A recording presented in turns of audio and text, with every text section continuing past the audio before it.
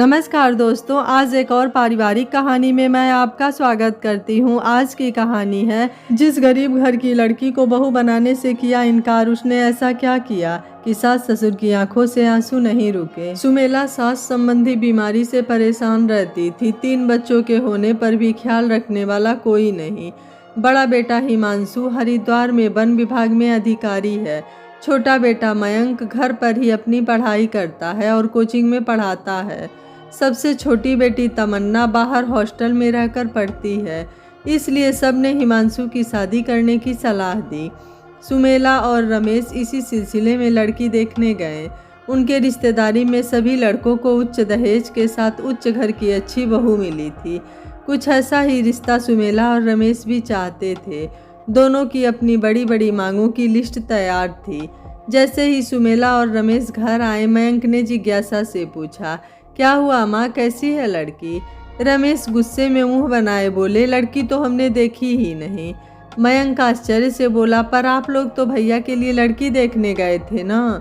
तब सुमेला बोली, हाँ गए थे, पर लड़की देखने से पहले लेन देन की बात होने लगी। जब हमने अपनी मांग बताई तो उन्होंने कह दिया, हमारी लड़की पढ़ी लिखी संस्कारी है, हम आपकी सारी मांगे तो पूरी नहीं कर सकेंगे, अगर आप थोड़ा कम कर दें तो। बस तभी हम दोनों ने लड़की देखने से मना कर दिया और बोल दिया, हमारा बेटा वन विभाग में अधिकारी है, रिश्तों की कमी नहीं है, बहुत रिश्तों की लाइन लगी है। फिर वो कुछ बोल न सके और हम दोनों वहाँ से निकल गए। मयंक निराश होकर बोला, ओहो माँ पिताजी, आप दोनों लोग क्यों नहीं समझते, दहेज से ज्यादा अच्छी लड़की जरूरी है। ये सुनकर मयंक के पिता गुस्से में बोले, अच्छा तो तुम्हारे भैया हिमांशु की नौकरी के लिए जो लाखों रुपए लगाए हैं वो उसका क्या? तुम इस मामले में ना ही बोलो तो अच्छा है, क्योंकि तुम्हारी तो सरकारी नौकरी है नहीं, तुम्हारे भाई की तरह। इतनी बार बोला, भाई की तरह रुपए देकर कोई अच्छी सी सरकारी नौकरी कर लो, रुपए हम दे रहे हैं ना। पर नहीं, तुमने तो जिद पकड़ रखी है, खुद की मेहनत से ही नौकरी करोगे, देखते हैं कैसे करते हो ये सब। मयंक फिर कुछ न कह सका, उदास हो वहां से अपने कमरे में चला गया। एयरफोर्स में जाना उसका सपना था, साथ ही वो सभ्य सोच रखने वाला, समाज के अनैतिकता के खिलाफ रहता था। पर कामयाबी न मिलने के कारण उसकी घर में उसकी छोटी बहन तमन्ना, जो घर से दूर हॉस्टल में रहकर पढ़ती है, उसके अलावा उसकी कोई नहीं सुनता। इसलिए मयंक अक्सर अपने कमरे में किताबों में खोया रहता था। घर में बड़े भाई हिमांशु की शादी के लिए कई रिश्ते देखे गए, पर दहेज की मांग के चलते कहीं उन्हें रिश्ता पसंद ही नहीं आया। हिमांशु हरिद्वार में अपनी नौकरी में व्यस्त रहता और अपनी शादी की सभी जिम्मेदारी घर वालों पर ही छोड़ रखा था। स्वभाव अलग होने पर भी दोनों भाइयों में बहुत प्यार था। इसी कारण मयंक अपने भैया हिमांशु की शादी के लिए उत्साहित रहता था। थोड़े ही समय बाद संयोग बस उन्हें हिमांशु के लिए एक अच्छा रिश्ता मिल गया। लड़की का नाम प्रीति अपने पिता की इकलौती लड़की है। उसका केवल एक छोटा भाई है। उनके पिता सरकारी ठेकेदार हैं। उन्होंने सारी मांग खुशी खुशी स्वीकार कर ली। हिमांशु के लिए रिश्ता मिलने पर मयंक बहुत खुश हुआ। उसने जल्दी ही ये खबर हिमांशु और छोटी बहन तमन्ना को बताई। यह सुनकर दोनों बहुत खुश हुए। जल्दी ही हिमांशु को बुलाकर रिश्ता पक्का करने संबंधी सभी रस्में पूरी करी गई। प्रीति देखने में सुंदर और व्यवहार में विनम्र लग रही थी। पंडित जी ने 1 महीने बाद का विवाह का शुभ मुहूर्त रखा। मयंक को तमन्ना को लेने के लिए देहरादून भेज दिया। मयंक जैसे ही तमन्ना को लेकर घर आया, तमन्ना चहकते हुए अपने माँ पिताजी के गले लग गई। हिमांशु को छेड़ते हुए बोली, भैया मुझे बहुत खूबसूरत और महंगा वाला लहंगा चाहिए, आखिर मैं इकलौती ननद हूँ। हिमांशु मुस्कुराते हुए बोला, हाँ हाँ जो मन करे ले लेना, पहले इतनी दूर से आई है, आराम तो कर लो। तमन्ना दरवाजे की तरफ जाते हुए बोली, अभी नहीं, मैं धरा से मिलने जा रही हूँ। अरे रुक तो, माँ ने तमन्ना को रोकते हुए बोला, धरा से कह देना समय निकाल कर जल्दी से घर मदद के लिए आ जाए।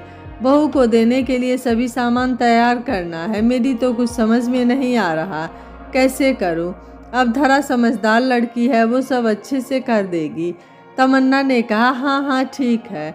माँ बोली, ये अपनी सहेली धरा को तो कभी नहीं भूलती, आखिर धरा है ही ऐसी गुणवान, जिला टॉप किया है। धरा का है भी कौन, माँ तो बचपन में ही चली गई, बस उसके पिता मास्टर जी हैं। घर में रिश्तेदारों का आना जाना भी शुरू हो गया। तमन्ना शादी के लिए खरीदारी करने के लिए अपने पिता और दोनों भाइयों के साथ बाजार गई हुई थी। सुमेला एक अलग कमरे में प्रीति को देने के लिए कपड़े, गहने और ऐसे कई सामान फैलाकर बैठी थी। उसे समझ में नहीं आ रहा था बहू के लिए कौन कौन सा सामान और कपड़े सही होंगे। तभी सुमेला के कान में आवाज़ आई, नमस्ते मौसी जी। सुमेला ने मुड़कर देखा तो धरा कमरे के दरवाजे के पास खड़ी थी। धरा को देख सुमेला के चेहरे पर खुशी छा गई। वो बोली, अच्छा हुआ तुम आ गई धरा, मुझे तो कुछ समझ में ही नहीं आ रहा है। तुम ही बताओ क्या क्या शगुन में दूं बहू को। धरा ने कहा, अरे मौसी जी, इसमें इतना परेशान होने की क्या बात है, हम बताते हैं। धरा ने कुछ ही समय में साड़ी, श्रृंगार और गहने एक अलग जगह रखकर बोली, ये लो मौसी जी, ये सब सामान भाभी जी को ज़रूर पसंद आएगा। सुमेला की चिंता भी दूर हो गई। वो खुशी से बोली, धरा तुमने तो मेरी परेशानी ही खत्म कर दी। तभी तमन्ना वहाँ आई और धरा को देख खुशी से गले लग गई। तमन्ना बोली, चलो अपने खरीदे हुए कपड़े और सामान दिखाती हूँ। इतना बोल वो धरा का हाथ पकड़कर अपने कमरे में ले गई। शादी का दिन भी आ गया। सभी लोग बारात में जाने के लिए तैयार हो रहे थे। धरा तमन्ना को तैयार कर रही थी। तभी मयंक हाथ में अपनी शेरवानी लिए इधर से उधर बोलते हुए घूम रहा था, कोई मेरी शेरवानी का बटन टाक दो, पता नहीं कैसे निकल गया। सब लोग अपने सजने और काम में व्यस्त थे, इसीलिए सब लोगों ने यही बोलकर टाल दिया कि किसी और से टका लो। तब मयंक तमन्ना के पास गया जहां धरा तमन्ना के बाल बना रही थी। मयंक ने तमन्ना से बोला, पर तमन्ना ने बोला, ओहो भैया, मैं अभी तैयार हो रही हूँ।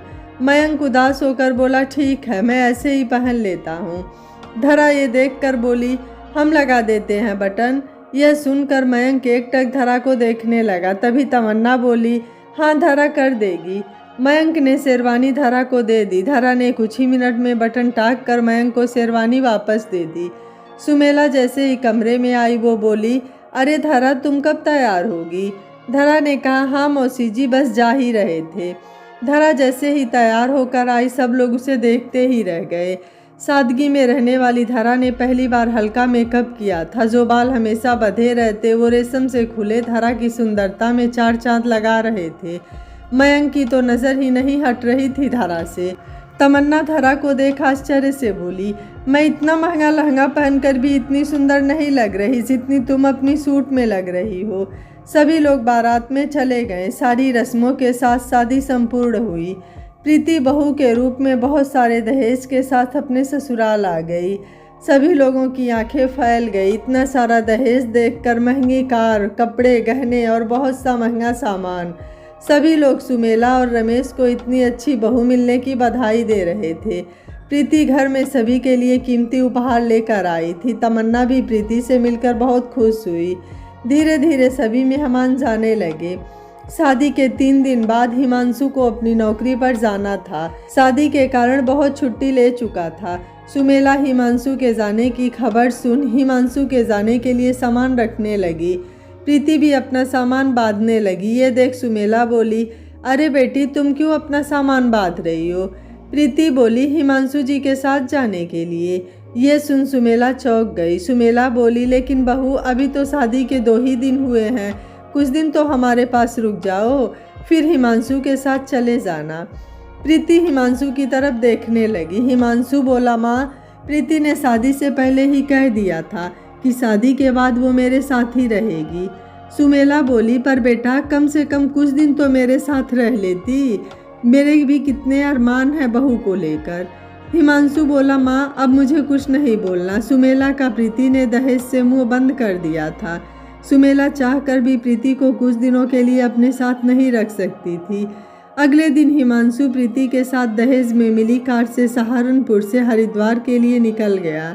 सुमेला उदास हो गई, पर उनकी उदासी की न तो हिमांशु को परवाह थी और ना ही प्रीति को। आखिर दहेज वाली बहू जो लाई थी तो बेटे को तो उसके हिसाब से चलना ही पड़ेगा। तमन्ना को भी मयंक हॉस्टल छोड़ने के लिए देहरादून चला गया। घर में कुछ दिनों की चहल पहल के बाद बिल्कुल सन्नाटा छा गया। घर में अब बस सुमेला, रमेश और मयंक रह गए थे। माँ की खराब तबीयत देख मयंक घर का काम करने के लिए एक नौकरानी दामिनी को लगा दी। लेकिन सुमेला को उसका काम पसंद नहीं आता। सुमेला अक्सर कुछ न कुछ दामिनी को सुना दिया करती। दामिनी काम तो करती पर सुमेला की सेवा, समय से दवा देना ये सब नहीं करती। पड़ोस की कुछ औरतें सुमेला से मिलने आई। उन्होंने मयंक की शादी के लिए बोला। सुमेला बोली, अब तो मुझे बहू से कोई उम्मीद ही नहीं रही। समय बदल गया है। आने वाली बहू को बस अपने पति में ही परिवार नजर आता है। सास ससुर से कोई मतलब ही नहीं। अब वो ज़माना गया जहाँ बहू सास की सेवा करती थी। आजकल तो बहू अपने बहू होने का दायित्व निभाए बिना ही सास में कमी निकाल देती है कि वो मुझे अपनी बेटी की तरह नहीं समझती। करीब 1 साल ऐसे ही बीत गए। प्रीति और हिमांशु मेहमानों की तरह आते, कुछ दिन रुक कर वापस चले जाते। मयंक ने भी फौज में भर्ती का परीक्षा दिया और आगे की तैयारी में लग गया, पर माँ पिताजी की सेवा और पढ़ाई दोनों साथ करना मुश्किल हो रहा था। सुमेला के अरमान दिल के दिल में ही रह गए थे। एक दिन धरा के पिता मास्टर जी धरा की शादी का कार्ड लिए घर आए। उन्होंने सुमेला और रमेश को कार्ड देते हुए बोला, आप सभी लोग शादी में ज़रूर आइएगा। मयंक मन ही मन धरा को पसंद करता था। धरा की शादी की खबर सुनकर वो उदास हो गया। तमन्ना अपनी परीक्षा के चलते धरा की शादी में नहीं आ सकी। धरा की शादी वाले दिन सुमेला की तबीयत ठीक न होने के कारण सुमेला और रमेश शादी में नहीं जा सके।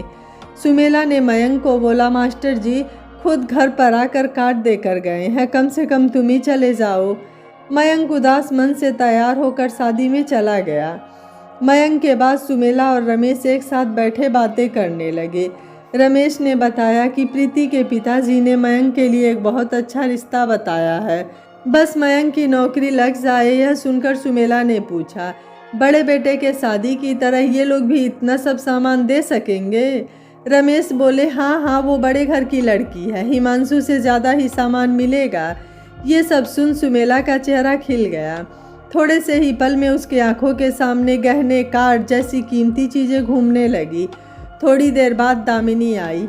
आज मयंक की शादी की बात सुन सुमेला खुश थी। उसने दामिनी को कुछ भरा बुला नहीं कहा। दामिनी ने सारा काम जल्दी से ख़त्म कर दोनों के लिए खाना लगा दिया। वो जैसे ही खाने के लिए गई, दरवाजे की घंटी बजी। सुमेला ने दामिनी से कहा, लगता है मयंक भी आ गया। दामिनी ने दरवाज़ा खोला तो सामने का दृश्य देखकर चौंक गई। दामिनी ने सुमेला को आवाज़ लगाते हुए बोला, मालकिन जल्दी आओ।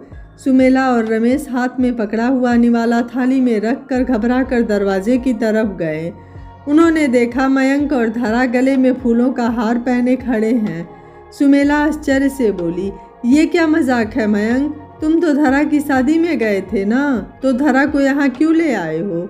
सुमेला एक के बाद एक सवाल की बौछार किए जा रही थी। मयंक को जवाब देने का मौका ही नहीं दे रही थी। रमेश ने सुमेला को बोला, क्या करती, सवाल पे सवाल पूछे जा रही हो? दोनों को अंदर तो आने दो, बाहर ही खड़े करके सारी बातें पूछोगी क्या?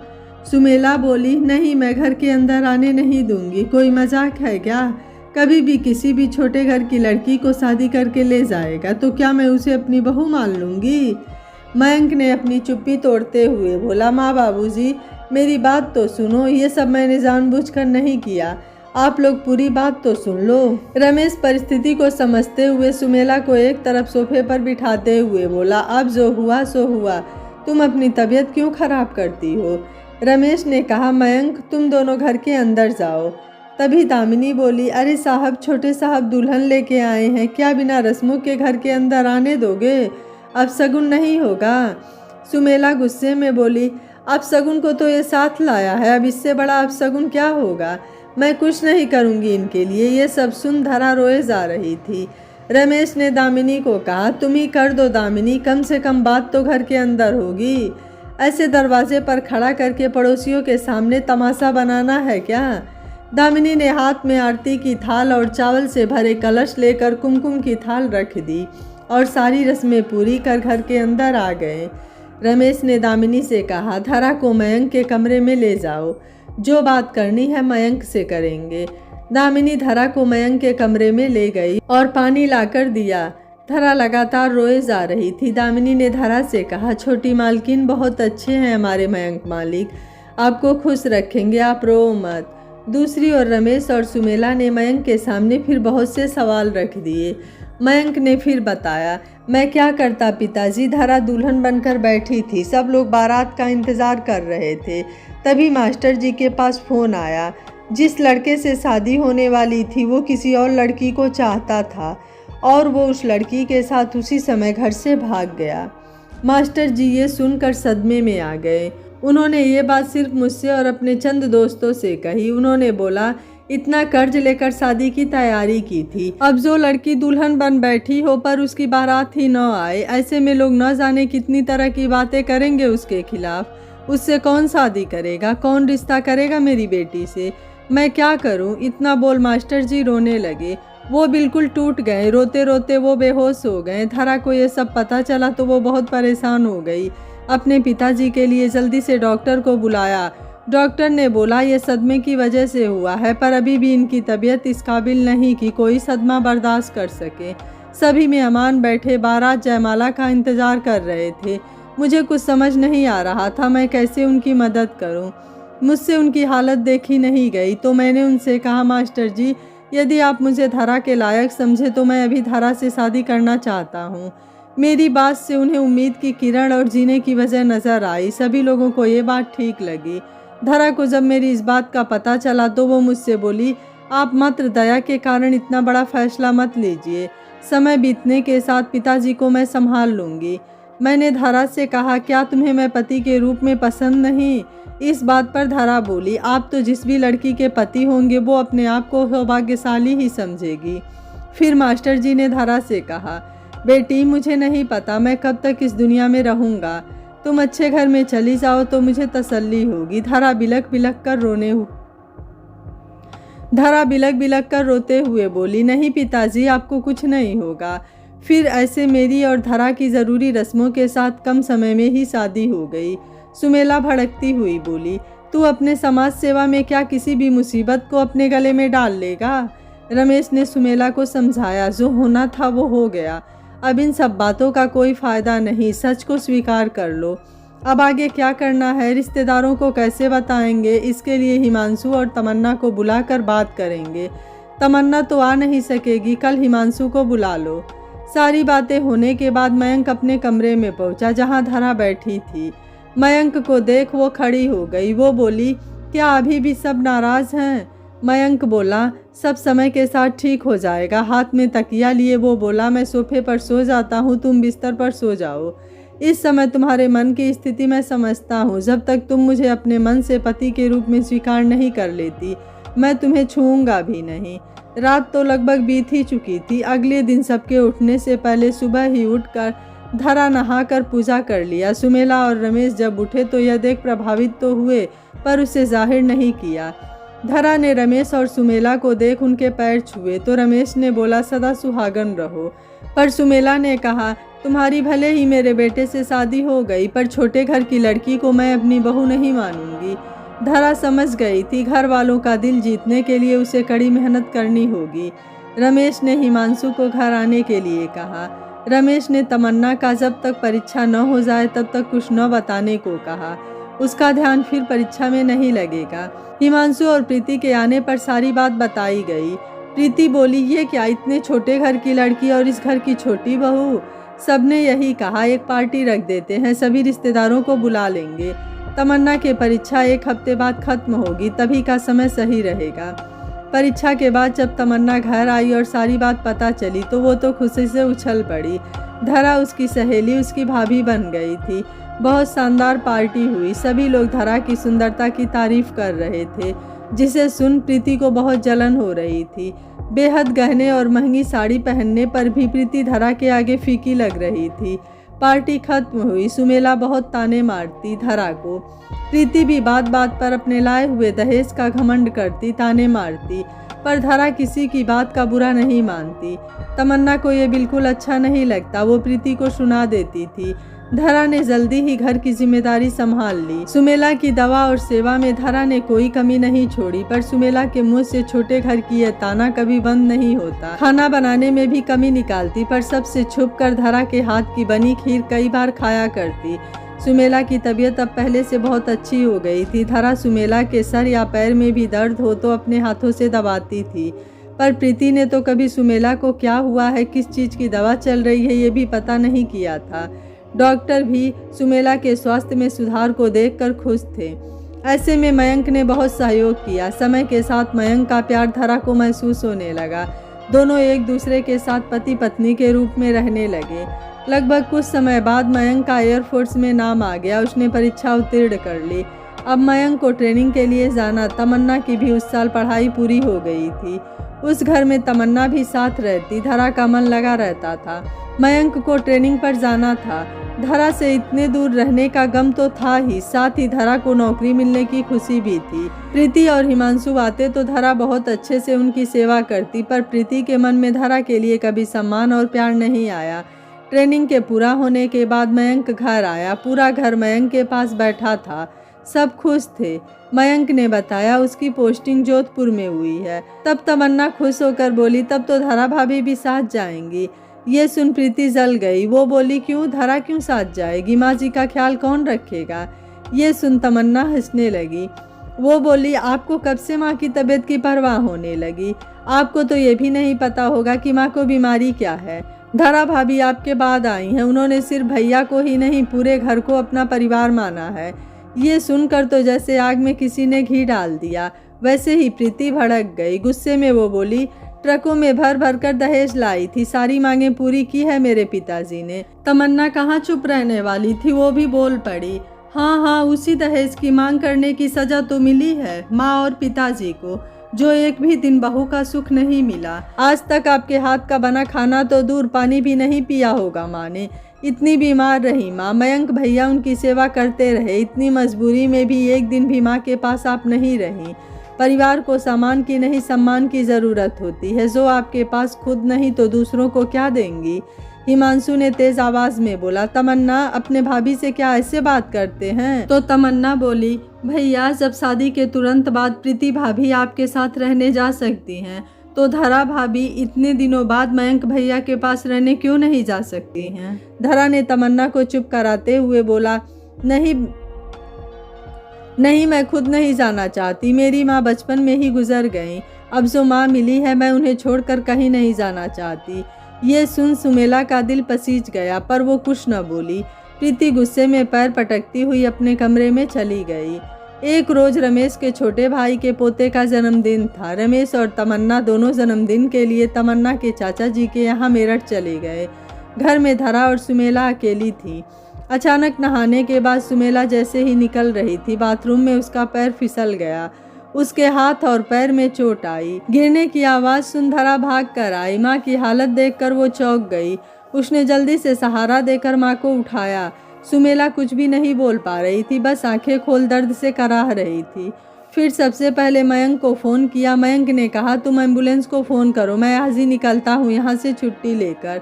धरा ने एम्बुलेंस को फ़ोन किया। फिर रमेश को फ़ोन कर सारी बात बताई। वो लोग रास्ते में ही थे। रमेश ने हिमांशु को फ़ोन किया तो हिमांशु ने कहा, पिताजी ऑडिक आई हैं, मैं आ नहीं सकता। जितने रुपए की ज़रूरत हो बता देना, हम 2 दिन बाद आ जाएंगे। हिमांशु की बात सुन रमेश का मन बहुत दुखी हुआ। वो मन ही मन सोचने लगा, नौकरी आज उसे अपनी माँ से भी ज़्यादा प्यारी हो गई। उसका मन भी नहीं घबराया माँ की हालत के बारे में सुनकर। रमेश और मयंक सबको आने में बहुत समय लगता। धरा ने एम्बुलेंस आते ही माँ को अस्पताल पहुँचाया। डॉक्टर ने कहा, जान को तो खतरा नहीं है, पर चोट बहुत गंभीर है। उन्होंने बताया, हाथ की हड्डी टूट गई है और पैर में गहरी मोच आई है। हाथ का ऑपरेशन करना पड़ेगा। धरा अस्पताल की सभी औपचारिकताएं पूरी करके माँ को भर्ती करा दिया। रमेश और तमन्ना शाम को पहुँचे। धरा ने सारी बात बताई। धरा ने बहुत अच्छे से सब संभाल लिया। सभी लोग अस्पताल में ही थे। अपनी सास की सेवा में कोई कमी नहीं छोड़ी। पूरी रात जगी रही। अगले दिन मयंक आ गया। मयंक सीधे अस्पताल में आया और माँ को देखने के लिए उत्सुक होने लगा। रमेश ने बोला, बेटा तू इतनी दूर से सहारनपुर आ गया और इतनी पास हरिद्वार, तेरा भाई वो नहीं आया। उसे तो अपनी माँ की कोई चिंता ही नहीं। मयंक बोला, पिताजी बहुत मुश्किल से छुट्टी लेकर आया हूँ, छुट्टी नहीं मिल रही थी। ऑपरेशन के बाद सुमेला को अलग कमरे में रखा गया।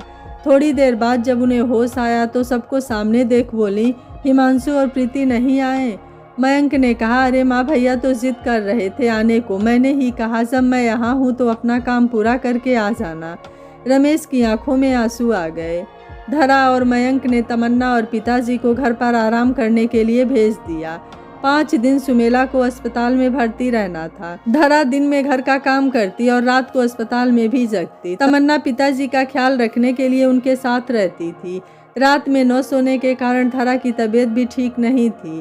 3 दिन बाद हिमांशु और प्रीति आए। रमेश ने कहा, अब बड़ी बहू आ गई है तो एक रात वो रुक जाएगी सुमेला के पास। प्रीति बोली, मैं सफ़र से थक कर आई हूँ और फिर रात में भी जगना, नो, और वैसे भी दवाइयों के महक से मुझे मिचली आती है। तमन्ना बोली, मुझे पहले से ही पता था कि आप यही बोलोगी। धरा भाभी बिना उफ किए 3 रात से सोई भी नहीं है। हिमांशु ने भी प्रीति का पक्ष लेते हुए बोला, प्रीति की तबीयत ठीक नहीं है, वो नहीं जग पाएगी। धरा ने कहा, कोई बात नहीं, मैं ही रुक जाऊंगी, आप लोग परेशान न हो। रमेश और सुमेला एक दूसरे का मुंह देख रहे थे। सबके जाने के बाद सुमेला ने रमेश से कहा, हमने दहेज के लालच में अपने बेटे को ही बेच दिया, वो हमारा नहीं रहा। धरा तो बहू के रूप में बेटी मिली है, मैंने क्या कुछ नहीं कहा उसे, पर उसने कभी कुछ नहीं कहा। सुमेला की हालत में सुधार देख डॉक्टर ने सुमेला को घर पर आराम करने को कहा। मयंक को वापस जाना था। जाने से पहले मयंक ने एक पुरानी कार खरीद कर घर ले आया। कार देख रमेश ने कहा, ये क्यों लाए? मयंक बोला, अभी इतने रुपए नहीं जो नई कार ले लेता, इसलिए ये कार आपके लिए ली है। मैंने एक ड्राइवर रखवा दिया है, जब भी कहीं बाहर जाना हो आप और माँ इसे लेकर चले जाना। माँ को बार बार अस्पताल में ले जाना होगा। धरा बहुत खुश हुई ये देखकर। तमन्ना बोली, ये आपने ठीक किया भैया। धरा का हाथ पकड़ तमन्ना बोली, चलो भाभी देखते हैं कैसी है कार। प्रीति इस बात पर तंज कसती हुई बोली, हाँ बैठ जाओ पुरानी कार में, महंगी और नई कार में बैठना हर किसी के नसीब में कहा।